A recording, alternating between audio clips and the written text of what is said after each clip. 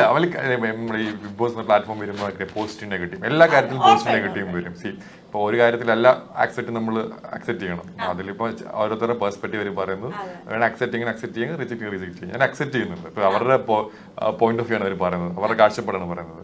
അത് നമ്മൾ അക്സെപ്റ്റ് ചെയ്യണം, അവരുടെ കാഴ്ചപ്പാട്. അതാ ഞാൻ പറഞ്ഞത്. ഇപ്പൊ പോസിറ്റീവ് ആണ് നെഗറ്റീവ് ആണ് അവരുടെ കാഴ്ചപ്പാട്, അവരുടെ പോയിന്റ് ഓഫ് വ്യൂ കാണുന്ന ഒരു വ്യൂ ആണ് അവർ പറയുന്നത്. അത് നമുക്ക് തിരുത്താൻ പറ്റില്ല. അവരുടെ ഇതാണ് അവരുടെ കാഴ്ചപ്പാട് നമുക്ക് തിരുത്താൻ പറ്റില്ല.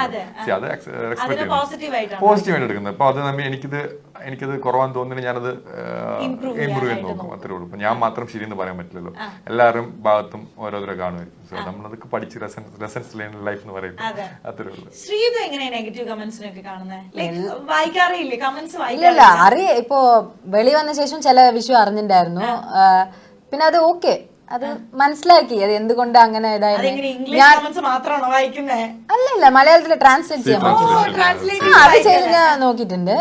പിന്നെ അതല്ലാണ്ട് ഇപ്പോ മമ്മിക്ക് ചില സംഭവങ്ങളൊക്കെ നടന്നിട്ടുണ്ടായിരുന്നു. അപ്പൊ അത് വെളി വന്നിട്ട് എനിക്ക് അറിഞ്ഞിട്ടുണ്ടായിരുന്നു. പിന്നെ തോന്നി എന്തുകൊണ്ട് ഇപ്പൊ ഒന്നും അങ്ങനെ വലുതായിട്ട് പറഞ്ഞിട്ടില്ല, ബട്ട് സ്റ്റിൽ ഇത്രയ്ക്കോ ലൈക്ക് ഹേറ്റ് ആയിട്ട് ഇങ്ങനെ കമന്റ്സ് ഒക്കെ വന്നിട്ടുണ്ടായിരുന്നല്ല. പക്ഷെ ഇപ്പൊ അതില്ല, ഇപ്പൊ എല്ലാവർക്കും മനസ്സിലാക്കി. എല്ലാവരും ഇപ്പം ഞാൻ നെഗറ്റീവ് കമന്റ്സ് കുറച്ച് കണ്ട് ലീസ്റ്റാണ് കണ്ടിട്ടുള്ളത്. എല്ലാവർക്കും നല്ല പോസിറ്റീവ്. എന്റെ മെയിൽ ആണെങ്കിലും മെസ്സേജ് ആണെങ്കിലും വീട്ടിൽ വരുന്ന ആൾക്കാരാണെങ്കിലും എല്ലാം പോസിറ്റീവ് ആണ് പറയുന്നത്. എനിക്ക് നെഗറ്റീവ് ഉണ്ടായിരിക്കാം, ബട്ട് സ്റ്റിൽ നെക്സ്റ്റ് ഇങ്ങനെ ഡിസൈഡ് ചെയ്യണം. ഓരോരോ ഓഫർ ബേസിൽ അത് നോക്കി ഡിസൈഡ് ചെയ്യണം. മൂവീസ് ഓൾറെഡി ഞാൻ സെറ്റ് അല്ല, ലൈക്ക് അതൊക്കെ ഹാപ്പൻ ചെയ്യണം. അതൊരു ഓഫർ കിട്ടി, ലൈക്ക് അതിന് ഞാനും കൂടെ കുറെ ഇമ്പ്രൂവ് ചെയ്യണം. എന്റെ എഫേർട്ട് ഇടണം. എനിക്ക് കുറെ പഠിക്കാനുണ്ട്. ബേസിക് ആയി വരുന്നേ ഉള്ളൂ. ഞാൻ ഫ്രഷറാണ്. അപ്പം എഫേർട്ട് കുറെ ഇടണം, പഠിക്കണം. അത്രയൊക്കെ ഉള്ളൂ. അല്ലാതെ ഫുള്ളി ഡെഡിക്കേറ്റഡ്.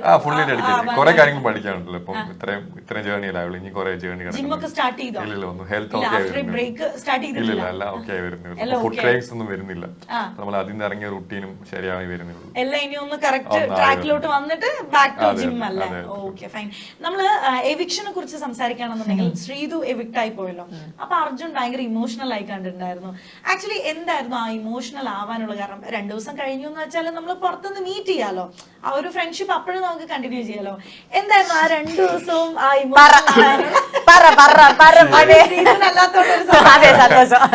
അതെനിക്കറിയില്ല. ലൈക്ക് പെട്ടെന്ന് കൂടുതലുള്ള ആള് പെട്ടെന്ന് പോകുമ്പോൾ എനിക്കിപ്പോ അവള് പോയപ്പോ സിജോ പോയപ്പോഴാണെങ്കിൽ എനിക്ക് അത് ഹാർട്ടാവും. എന്റെ കൂടെ എപ്പോഴും ഉണ്ടായിരുന്ന ആള് പെട്ടെന്ന് ആ ഒരു മൊമെന്റില് അല്ലെങ്കിൽ എന്റെ കൂടെ അവനും എനിക്ക് വിഷമായി. ടു ബി ഓണസ്റ്റ് എനിക്ക് വിഷമായി. ഇപ്പൊ അവള് പോയപ്പോ എനിക്ക് കൂടുതൽ വിഷമായി. കാരണം എന്റെ കൂടെ ഉണ്ടായിരുന്നു എന്റെ ബെസ്റ്റ് ഫ്രണ്ട് ആണ്. എന്റെ എല്ലാ അപ്സ് ആൻഡ് ഡൗൺസിനും എന്റെ കൂടെ ഉണ്ടായിരുന്ന ആള്.